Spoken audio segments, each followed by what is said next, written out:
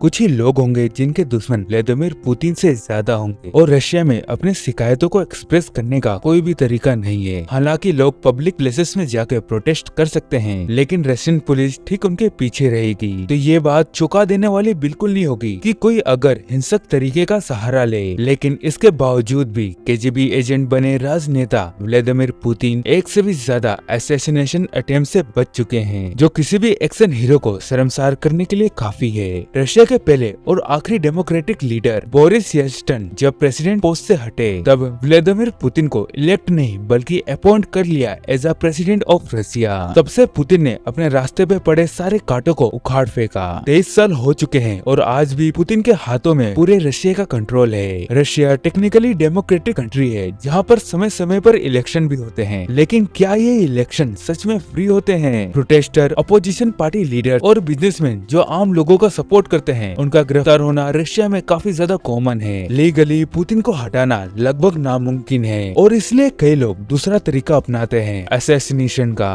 Putin को जहर देकर मारना काफी कॉमन ट्रिक बन चुका है। Former officer of the Russian Federal Security Services Alexander Litvinenko को 2006 में पोलोनियम जहर देकर हत्या कर दी गई और फिर 2018 में अलेक्जेंडर की बेटी और उसके साथ डबल एजेंट को नर्व एजेंट जहर देकर मारने की कोशिश की गई। हालांकि दोनों की जान बच गई। सारे हमले लंदन में हुए थे और पूरी दुनिया को इस बात का डर था कि रशिया इन हमलों को बिल्कुल भी बर्दाश्त नहीं करेगा और जल्द ही व्लादिमीर पुतिन शिकारी से शिकार बन गया। इसलिए पुतिन का पब्लिक में आना काफी ज्यादा रेयर है और यहाँ तक कि मीटिंग के दौरान भी पुतिन बाकी सारे लोगों से काफी दूर बैठता है, जस्ट इन केस कोई उनको मारने की कोशिश ना कर दे। और ये सब इतनी बार हो चुका है कि ये वहाँ के रशिया के लोगों में एक जोक बन चुका है। अगर रशिया के लोग टीवी ऑन करते हैं और टीवी पर न्यूज और प्रोपेगेंडा की जगह बत्तख की वीडियो नजर आए, तो इसके चांसेस काफी ज्यादा है कि रशिया के लीडरशिप में बदलाव हुआ है। फिल्म मेकर और कॉन्स्पिरेसी थ्योरिस्ट ऑलिवर स्टोन ने 2017 में व्लादिमीर पुतिन का इंटरव्यू लिया था। इंटरव्यू में पुतिन से कई सारे सवाल पूछे गए। जब ओलिवर स्टोन ने पुतिन से असैसिनेशन अटेम्प्ट के बारे में पूछा, तो तब पुतिन ने कैजुअली मेंशन किया कि अभी तक उनके ऊपर 5 असैसिनेशन अटेम्प्ट हो चुके हैं। 20 सालों से पुतिन असैसिनेशन अटेम्प्ट से बाल बाल बच रहे। ये सब की शुरुआत साल 2000 में हुई। पुतिन को पावर में आए ज्यादा समय नहीं हुआ था। सेंट पीटर्सबर्ग के फॉर्मर मेयर एंटोली सोबचुक का फंडल पुतिन अटेंड कर रहे थे और तभी अचानक पुतिन पर हमला हो गया।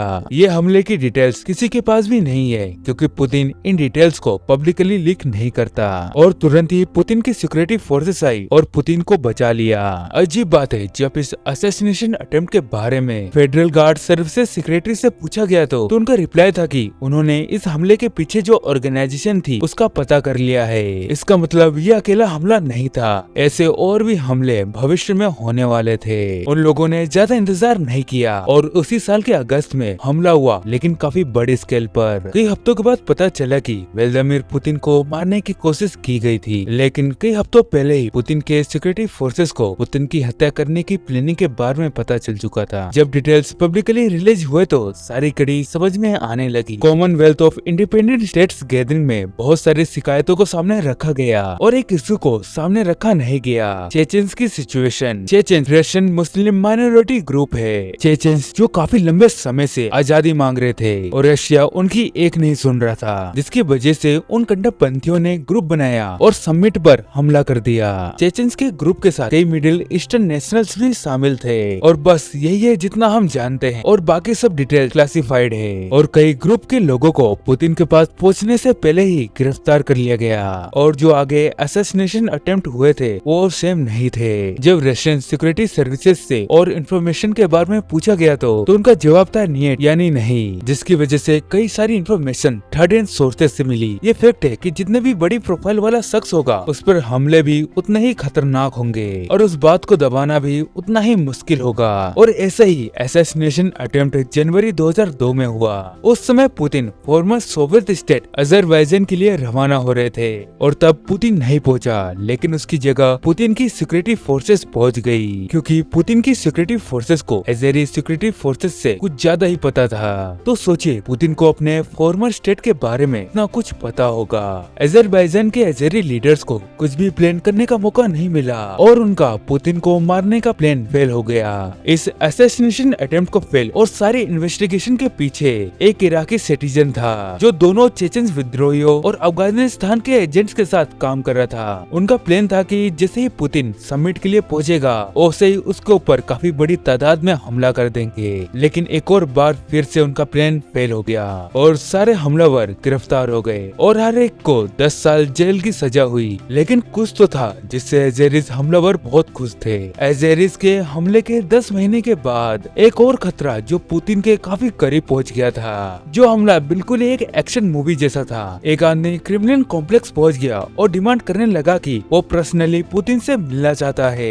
उस आदमी का नाम था इवान ज़ेटसेव, जो ये दावा कर रहा था कि वो ये रशिया का असली प्रेसिडेंट। क्या वो रोमानोव के वंश था या सोवियत प्रेसिडेंसी का हकदार? नहीं, वो सिर्फ एक पागल आदमी था और जितनी ही बातें उसने कही थी सब झूठी थी और इसी झूठी कहानी की वजह से वो अरेस्ट हो गया और उसे पास के ही साइकेट्रिक हॉस्पिटल में ऑब्जर्वेशन के लिए भेज दिया।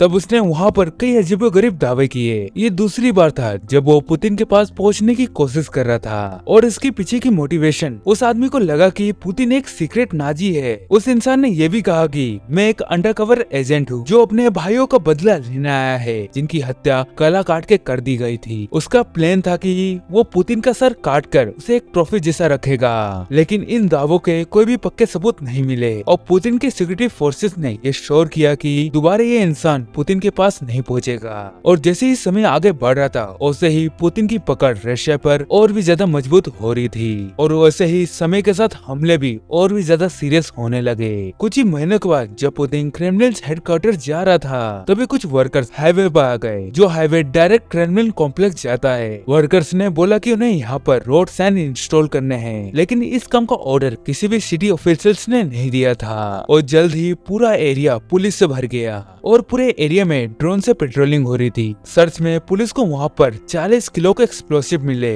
जो हाईवे के साइड में सेट थे और जैसे ही पुतिन की मोटर कार वहाँ से गुजरती तुरंत ये 40 किलो के एक्सप्लोसिव फट जाते।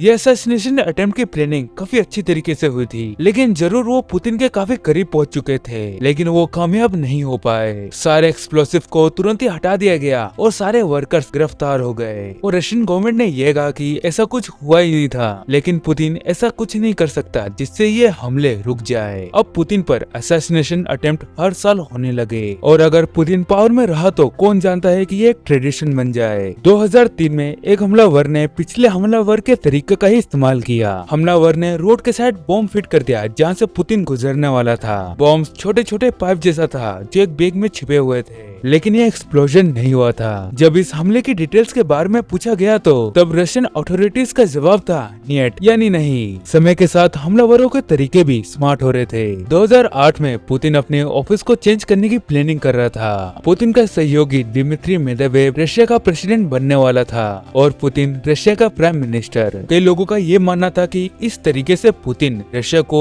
बिहाइंड द सीन कंट्रोल करेगा। जब पुतिन अपने सहयोगी दिमित्री के साथ क्रेमलिन कॉम्प्लेक्स के पास घूम रहे थे तभी एक स्नाइपर ने लगातार फायरिंग कर दी और जल्दी से जल्दी वहाँ पे सिक्योरिटी फोर्सेस आ गई और सारा सिचुएशन काबू में आ गया। और एक और बार फिर से शूटर की पहचान और शूटर के साथ क्या हुआ इसके बारे में किसी को भी नहीं पता है। जल्द ही पुराने दुश्मनों का हमला होना बाकी था। 2012 में पुतिन वापस रशिया का प्रेसिडेंट बन गया और पुतिन ने कई लॉज को चेंज कर दिया जिससे पुतिन लंबे समय तक पावर में रहेगा। चेचेन कट्टरपंथियों ने जिनका प्लान था पुतिन को मारने का वो नहीं रुके, ये जानते हुए भी कि इसका अंजाम उनके लिए बिल्कुल भी सही नहीं होगा।